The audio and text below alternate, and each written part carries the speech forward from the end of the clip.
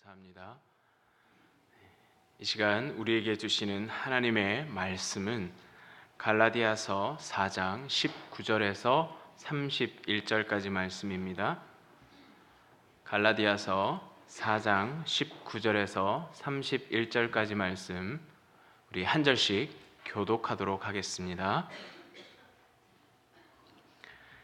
나의 자녀들아, 너희 속에 그리스도의 형상을 이루기까지 다시 너희를 위하여 해산하는 수고를 하노니,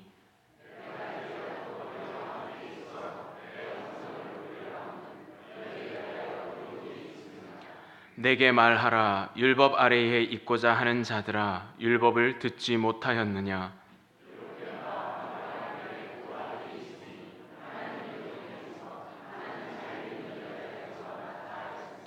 여종에게서는 육체를 따라 낳고 자유 있는 여자에게서는 약속으로 말미암았느니라.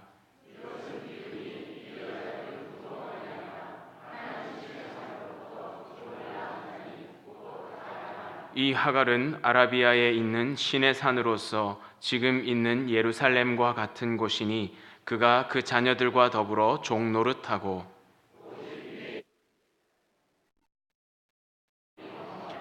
기록된 바 잉태하지 못한 자여 즐거워하라. 산고를 모르는 자여 소리질러 외치라. 이는 홀로 사는 자의 자녀가 남편 있는 자의 자녀보다 많음이라 하였으니,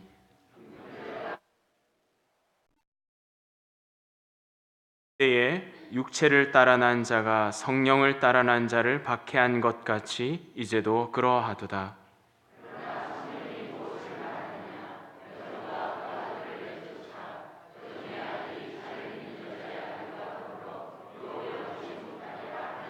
함께 읽겠습니다. 그런즉 형제들아, 우리는 여종의 자녀가 아니요 자유 있는 여자의 자녀니라. 아멘. 네, 이 시간에 유영기 목사님께서 나 기르는 수고라는 제목으로 하나님의 말씀 증거해 주시겠습니다.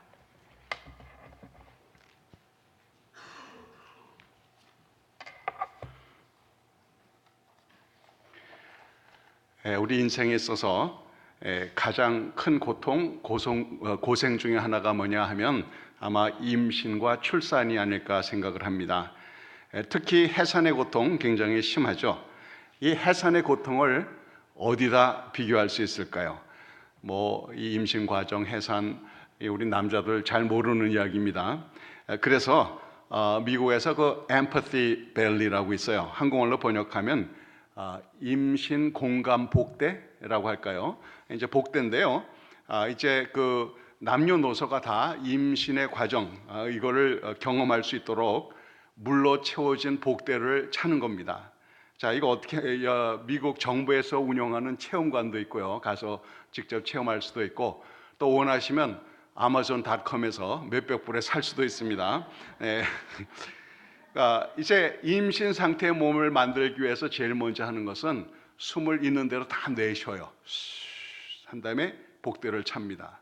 그러면 그 태아의 무게, 그리고 이제 임신해서 생긴 는 체중, 이것으로 인하여서 가슴팍이 눌리는, 숨 쉬기 어려운 그 이제 과정이 되는 거예요.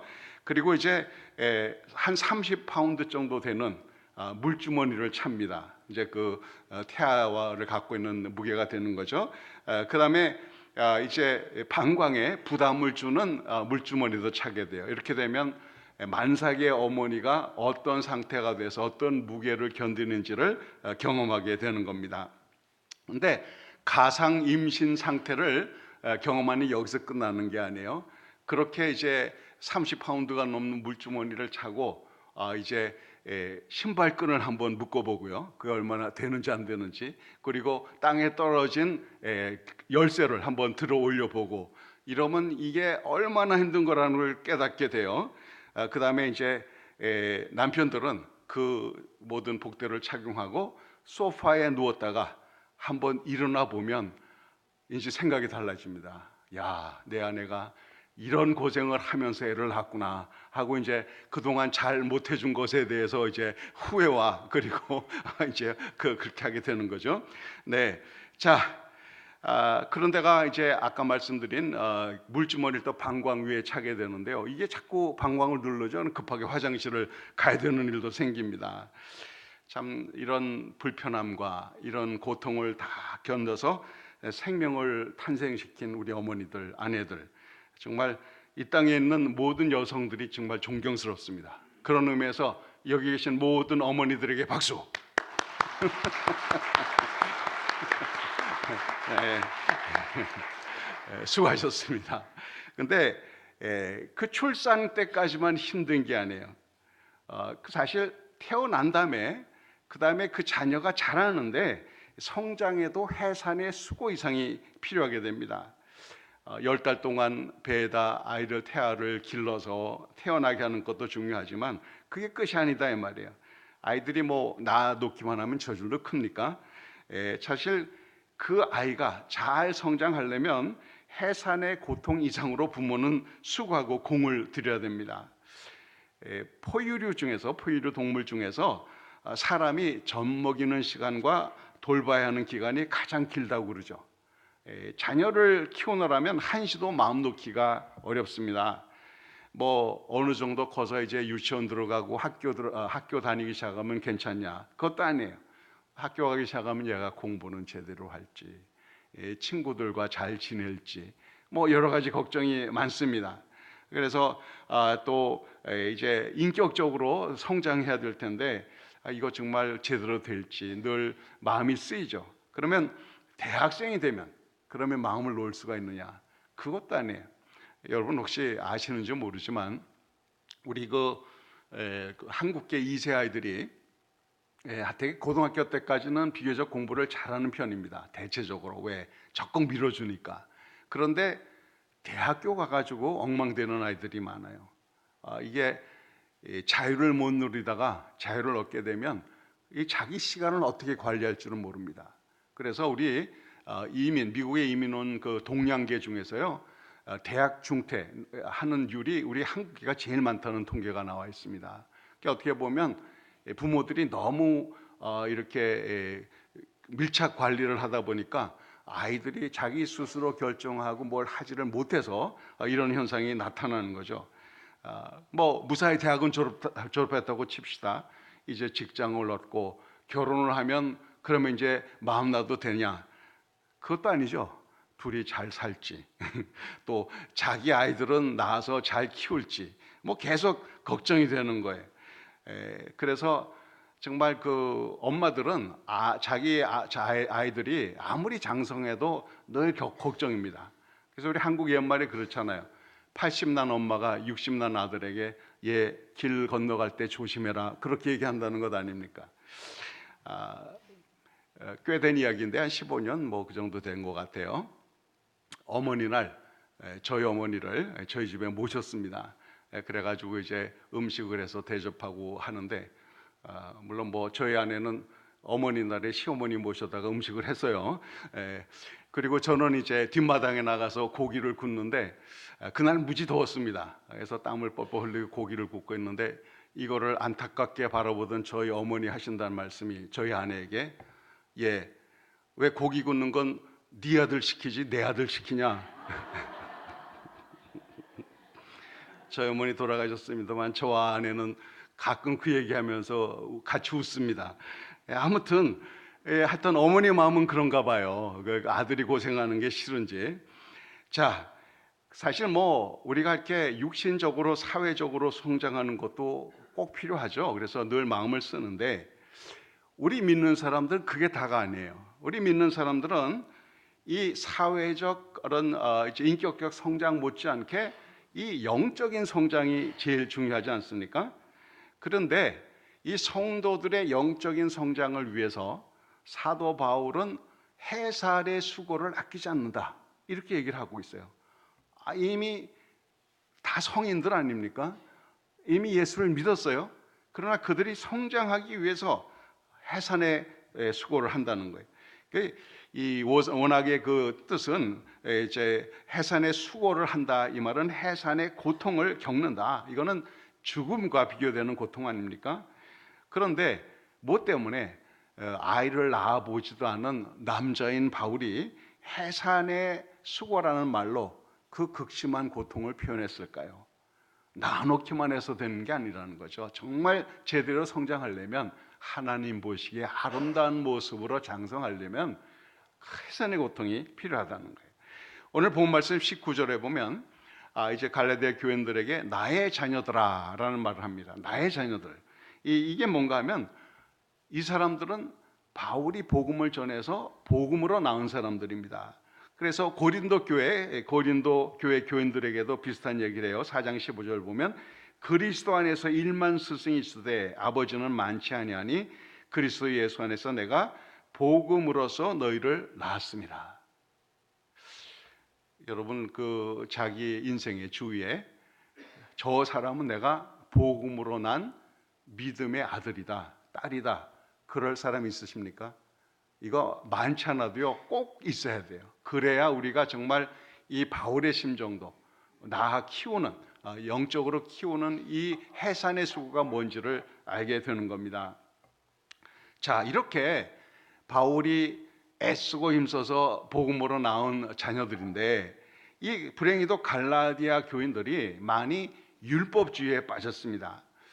제가 그 몇 주 전에 한 달 반 전에 이제 이 내용을 좀 다뤘는데요. 이 율법주의란 뭔가 하면 그 성장하기 위해서 어떤 인간적인 기준을 세워놓고 그것을 지키기 위해서 부단히 노력하는 그것을 말하는 거거든요. 그런데 사도 바울은 이 갈라디아서 1장 8절 9절에 아주 강하게 말합니다. 다른 복음을 전하면 저주를 받을지어다. 예수 그리스도의 은혜로 구원받고 그 은혜로 성장하는 이 복음의 도리 외에 율법주의를 말하는 사람은 저주를 받는다. 자신도 저주를 받고 그렇게 가르침을 받는 사람도 저주를 받는 거예요. 그죠? 예. 자, 생명을 낳는 해산의 고통도 크지만 키우는 수고는 해산의 고통 못지 않다는 거예요. 이 복음으로 거듭나면 그냥 끝장나는 게 아닙니다. 그 다음 단계가 있어요. 자, 우리 성장하는데, 이 영적으로 성장하는데 어디까지 성장을 해야 되겠어요? 그리스도를 닮을 때까지, 그리스도의 장성한 분량에 이르기까지 성장을 해야 되는 거예요. 그런 면에서 완성된 사람은 아무도 없습니다. 그런데 이 그리스도의 형상을 담기 위해서 나가는 이 과정, 이게 해산의 고통이 필요하다는 거예요. 그렇죠?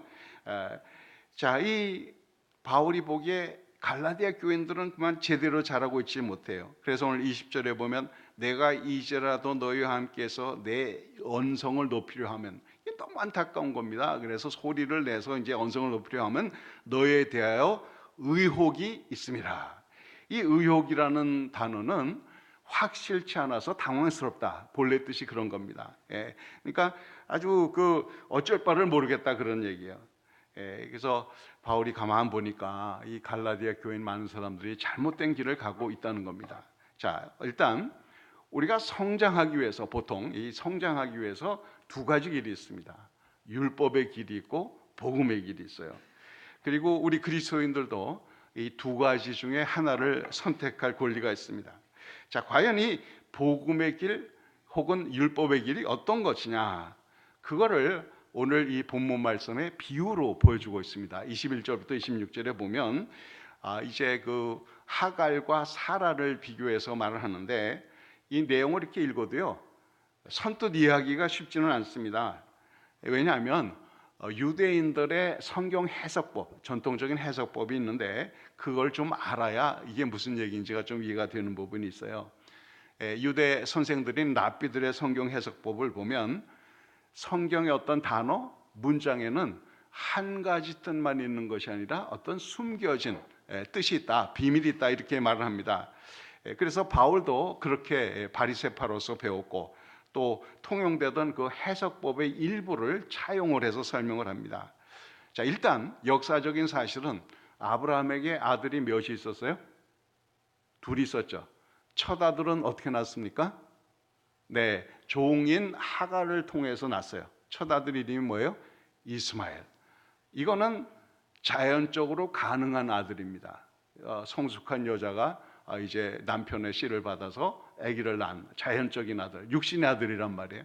자, 그러면 사라가 아들을 낳는데 사라는 이삭을 낳지 않았습니까? 자, 사라가 이삭을 낳을 때 육신적으로 임신이 가능한 상태였어요? 가능하지 않은 상태에서 나이도 90이나 되고 임신할 수 있는 기능이 다 없어진 때입니다. 그런데 하나님은 아브라함에게 네 몸에서 날 자가 바로 약속의 자녀 씨다 그랬단 말이에요.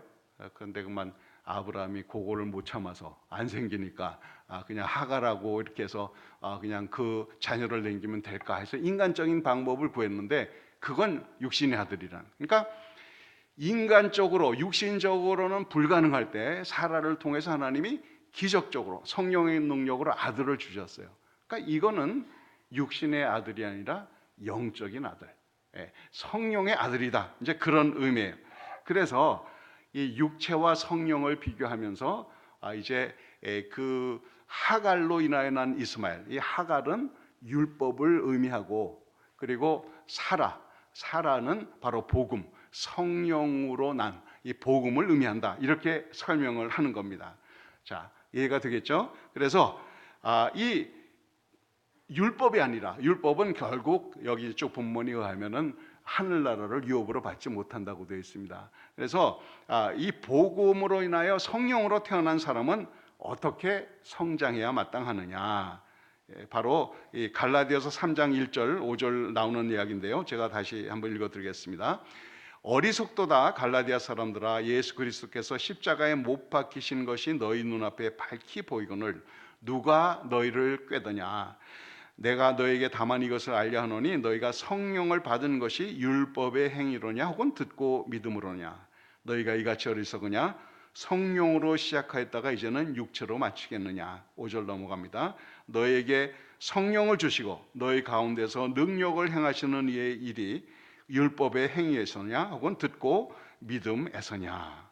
라고 되묻고 있습니다. 그러니까 우리가 거듭난 것이 성령의 역사로 됐고 시작이 생명의 시작이 성령으로 됐는데 왜 이제 율법을 지킴으로 성장을 하려고 하느냐? 그건 어리석은 일이다. 이제 그렇게 얘기하는 것이죠. 그런데 참 율법으로 성장시키려는 태도가 은근히 많이 통용이 됩니다. 교회에서. 이 율법의 이 모습은 이래요. 겁주고 벌주고 강압적 주입식적인 것이 율법입니다. 일종의 기복적인 채찍과 당근을 사용하는 건데요. 목사에게 순종하고 11조 내고 헌신 많으면 하나님이 복을 주셔서 가정이 잘 되고 하는 모든 사업이 될 되고 장수하고 맨날 이런 얘기만 하는 거예요. 이게 뭐 아주 틀렸다는 얘기는 아니에요. 어느 정도는 맞습니다. 그러나 때로는 하나님께서 물질적인 축복이나 육신적인 축복은 더 큰 영적인 축복을 위해서 보류할 때도 있으신 거예요. 그런데 이렇게 열심히 하면은 복 받고 그러지 못하면 벌 받는다. 뭐 이런 식으로 윽박지르면서 강압적으로 이 율법의 채찍과 당근을 사용하면서 교인들을 조련하려고 하는 사람들이 의외로 많다는 거예요. 그죠? 사실 복음이라는 것은 겸손하고 온유하고 오래 참고 사랑하고 기다려줍니다. 그래서요, 이게 사실 때론 답답할 수 있어요. 여러분 혹시 그런 생각 안 드세요? 우리 예수님이 든 비유 가운데 이제 둘째 아들이 때 이르게 자기 재산 챙기고 멀리 나가서 허랑방탕한 얘기 다 아시잖아요. 탕자의 비유. 그거 왜 아버지가 못 가게 막지 않았을까? 그런 생각 안 드세요? 아예 그냥 못 가게 하면 좋잖아요. 우리 아마 한국식인 생각은 좀 그럴 거예요. 그런데 억지로 잡아놓으면요, 몸은 잡아놓을 수 있을지 몰라요. 마음은 못 잡아놓습니다. 그게 문제인 거예요. 그래서 안타깝지만 안 그랬으면 좋겠지만 아버지는 가는 놈 그냥 내버려둘 수밖에 없는 거예요. 지가 깨닫고 돌아올 때까지. 그러나 아버지는 인내와 사랑으로 늘 열어놓고 기다리잖아요. 그 둘째 아들이 돌아오도록. 사실 이게 복음의 방법인 겁니다. 근데 사실 뭐 율법적으로 교인들을 다루면, 즉 겁주고 벌주고 강압적으로 하면 통솔하기는 쉬워요. 유교적인 전통에 익숙한 우리 한국 사람들, 이 권위에 좀 약한 편입니다. 그래서 지도자가 아주 세게 나가면요, 움찔하고 꼼짝 못해요. 그런데 그렇게 하면 그 지도자에게 복종하는 사람은 만들 수 있을지 모르지만 과연 그게 하나님께 순종하는 사람이냐? 이 질문이 다른 거예요. 이거는 정말 하나님께 순종하는 사람은 마지못해서가 아니고 벌 받을까봐 무서워서가 아니고 자발적인 마음으로, 자원하는 마음으로 해야 이게 아름답고 진정한 헌신이 되는 거죠. 그래서 이제 목회를 하시는 분들이 교인들을 여러 가지 타입으로 이렇게 표현을 하는데요. 교인에 이런 종류들이 있답니다. 수레 같은 교인이 있대요. 막 밀어야 간답니다. 연 같은 교인이 있답니다. 잘 잡고 있어야지 훌쩍 날아간대요. 네. 고양이 같은 교인이 있어요. 쓰다듬고 토닥거려줘야 되는 거예요. 네. 또 럭비공 같은 교인이 있습니다. 어디로 튈지 몰라. 또 풍선 같은 교인이 있대요. 잔뜩 부풀러서 언제 터질지 몰라. 하여튼 그래도 사람마다 이 하나님께로 받은 은사가 다르고 믿음의 분량이 다르고 성장의 속도가 다른 거예요. 이걸로 우격다짐으로 할 수 있는 게 아니거든요. 그러니까 늘 기다려주고 지원해주고 기도해주고 그렇게 하는 수밖에 없는 겁니다. 근데 그게 당장은 안 되는 것 같아도 그게 하나님의 방법이기 때문에 우리 자녀들 키울 때도 또 교회 지도자들이 교인들을 성장하도록 돕는데도 똑같이 필요한 모습입니다. 사실 우리 한국 가정들이 자녀들을 상당히 좀 이렇게 뭐랄까요? 아까도 얘기했지만 밀착 관리할 뿐만 아니라 강압적으로 키워가지고 이세들이 반발을 하는 경우가 많습니다. 그러니까 막 하면 싫어하면서도 아이들이 길이 들게 돼요. 그러면 이 부모에게 복종하는 사람이 될 수 있을지는 모르지만 스스로는 아무것도 결정하지 못하는 결정 장애자들이 되어버리고요. 늘 부모의 곁에 이 치맛자락을 잡고 있어야 되는 사람이 되어버립니다. 이제 뭐 몇 년 됐습니다만 한동안 그 드라마 중에 미생이라는 드라마 있었어요. 여러분 보신 분 계시죠? 저 아주 재밌게 봤는데요. 그 미생을 보면 한국 사회의 모든 모습이 잘 묘사가 되어 있습니다. 아무튼 이제 제일 마지막에 가서 이제 그 미생이 이제 어느 정도 온갖 산전수전 다 겪고 이제 정식 직원이 됐고요. 이 사이에 이제 또 미생으로 새로 들어온 신입사원이 있어요. 근데 이제 신입사원 들어오면 보통 하는 일이 커피 나르고 뭐 가서 카피 해오고 뭐 이런 것들 주로 하잖아요.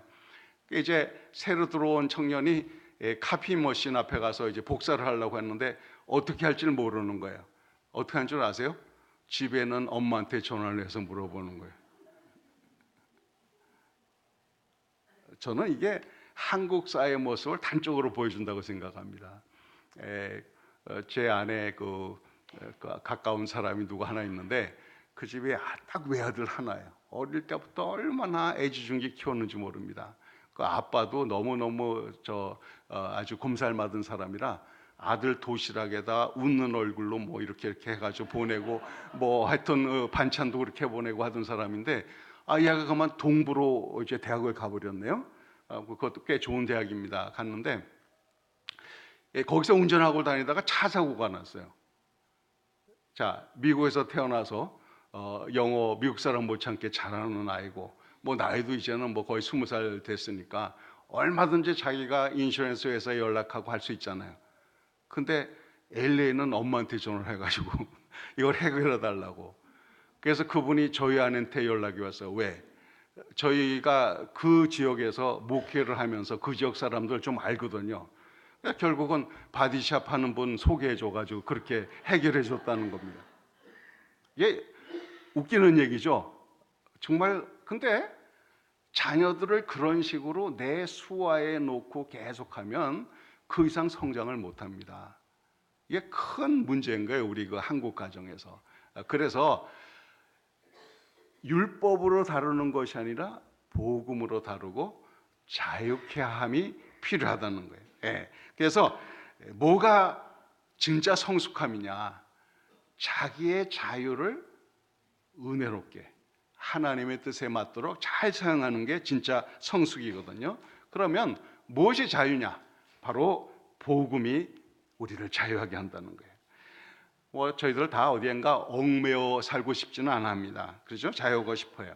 그래서 우리 그 미국 사람 중에 그런 얘기하는 사람이 있죠. Give me liberty or give me death.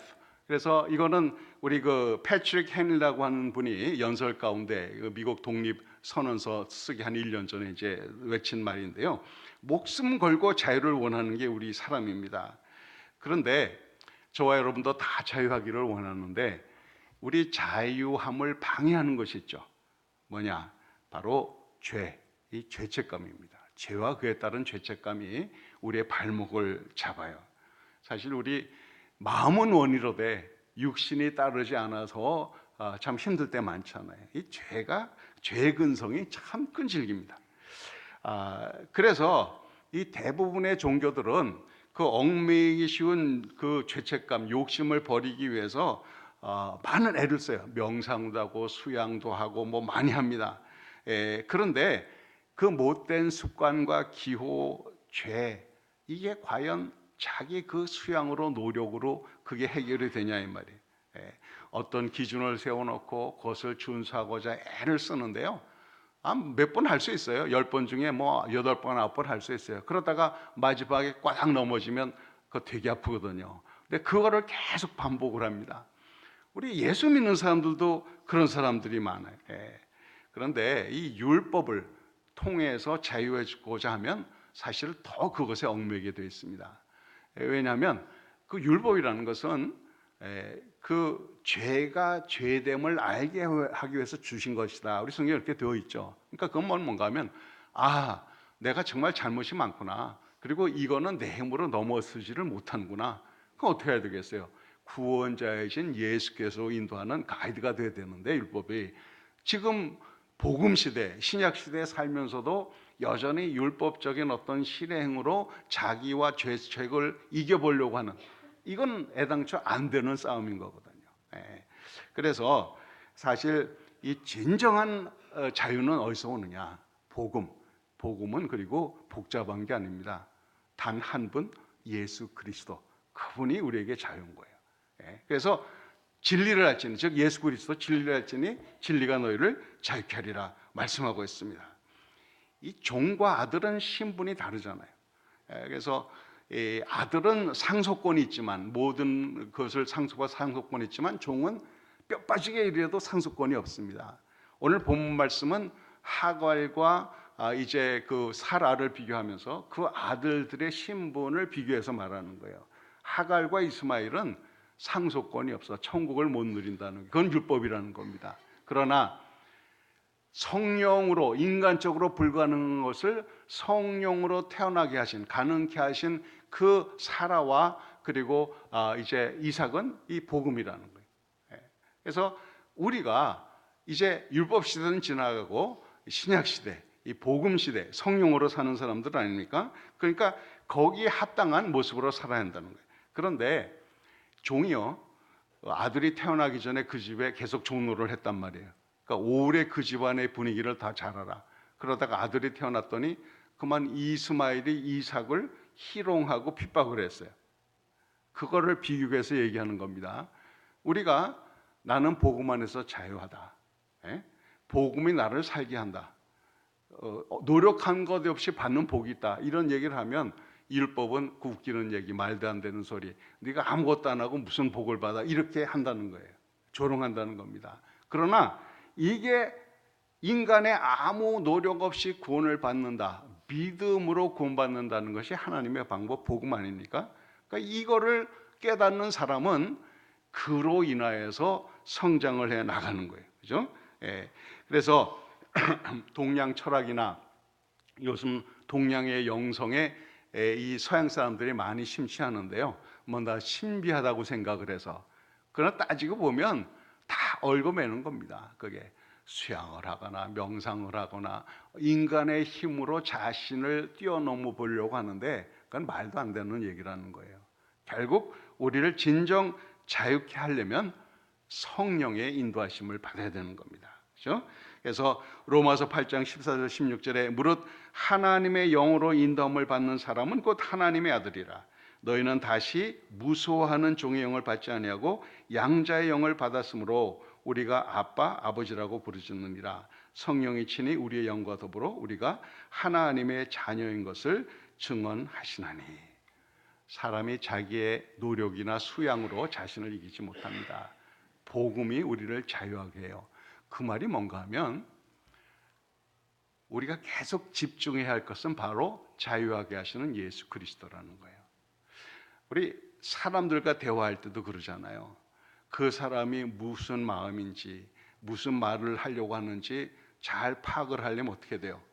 집중해서 들어야죠. 경청을 해야 됩니다. 한마디도 안 놓치려고. 그렇게 집중해서 들으면 그 사람이 정말 좋은 사람이고 나에게 영향을 끼칠 만한 사람이면 말 한마디에 정말 내 삶이 달라질 수도 있는 거예요. 우리 예수님을 그렇게 집중하고 바라봐야 됩니다. 예수님을 바라보면요, 거기서 자유함이 있는 거예요. 왜? 자, 예수님이 그 십자가에 달리시기 전에 그 십자가를 쓴잔이라고 표현을 했어요. 정말 그걸 너무너무 감당하기 힘든 것으로 말씀하셨습니다. 근데 왜 그러셨을까? 아마 이런 면에서 한번 생각해 보면 될 것 같아요. 저희가 내 잘못이나 아니면 뭐 우리 아이들 문제로 힘들 때 있잖아요. 또 육신의 병이 나서 괴로울 때도 있고 사업이 안 돼서 괴로울 때도 있잖아요. 내가 이 몇십 년 사는 동안 겪는 여러 가지 고통과 아픔 있잖아요. 이거 겪어갈 때는 정말 죽기보다 싫은 그런 거 있죠. 자, 그런데 예수님이 십자가에 지셨을 때는 나 하나의 평생의 죄책감, 문제, 고통, 아픔이 아니라 온 인류 역사 동안 한 사람 한 사람이 겪은 모든 고통, 아픔, 문제 이런 것이 다 그분에게 쏟아진 거예요. 이게 이해가 되세요? 그렇기 때문에 그분은 너무 쓴 잔이라 받고 싶지 않아요. 가능하다면 피하고 싶은 거예요. 그러나 예수님은 어떻게 했습니까? 그 잔을 받으셨어요. 내 대신 채찍 맞으시고 십자가에 못 박혀 죽으셨어요. 그리고는 어떻게 하셨습니까? 다 이루었다고 말씀하셨어요. 뭐가 다 이루어졌습니까? 나의 모든 죄책감이 다 도말되고 겪는 모든 고통의 문제를 그가 직접 경험하면서 그것을 회복시켜주고 구원해 주신 거예요. 그 예수님을 바라보면 더 이상 내가 겪어야 할 고통과 죄의 짐이 더 이상 없는 거예요. 다 그분의 십자가에 놓여진 겁니다. 그분을 바라보면 그 많은 고통을 겪은 이유가 바로 나를 사랑하셔서 구원해 주시고 그리스도의 장성한 분량에까지 내 속에서 착한 일을 시작하신 이가 그리스도의 날까지는 이루기 위해서 끊임없이 저를 위해서 참아주시고 사랑해 주시고 인내해 주시는 그분을 바라볼 때 우리 안에 진정한 자유가 있는 거예요. 너무 감사한 거예요. 이건 나쁜 짓이니까 성경에 하지 말라고 해서 안 해야 되겠다. 이 악물고 이게 이기시나요? 그 죄의 유혹이라는 게 끈질겨서요. 그리고 죄의 유혹은 매력이 있는 거예요. 어떤 면에서는 아주 매력이 없으면 왜 죄에 빠집니까? 뭔가 끌리는 게 있으니까 빠지는 거거든요. 잠시 희락을 준다든지 쾌락을 준다든지 뭐 여러 가지가 있어요. 그런데 예수님을 정말 바라보고 있으면, 자유게 하시는 그분을 진정 바라보고 집중하고 있으면 이런 유혹들이 별로 매력이 없는 거예요. 왜? 주님 안에 있는 게 너무 좋으니까. 그 안에 있는 자유가 너무너무 좋으니까. 그러니까 그걸로 이기는 거죠. 우리가 이 율법을 지킴으로 이기는 게 아니라. 그게 우리 그리스도의 장성한 분량에 이르는 비결입니다.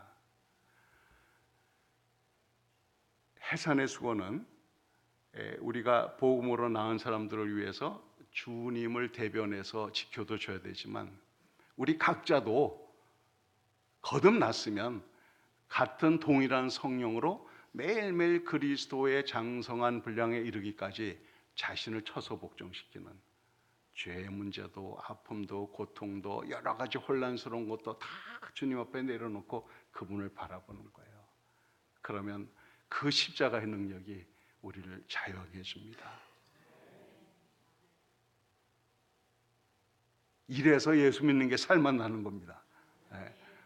아니 뭐 다른 종교처럼 그냥 맷겁을 그냥 여러분 그 맷겁이라는 단어가요, 이게 이제 해탈이 들리면 맷겁이 지나간다는데 그게 뭐 그렇더라고요. 내가 정확히 기억은 안 나는데 이 한겁이라는 것이요, 천사가 입은 하늘 하나로 있잖아요. 이게 한번 평방 한 20km 되는 그 바위, 예? 그거를 계속 하루에 한 번씩 쓸어가지고 다 다는 것이 한 겁이래요. 그 몇 겁을 지나가야 해탈의 경지에 이른다는데 말도 안 되는 소리죠, 그게. 예.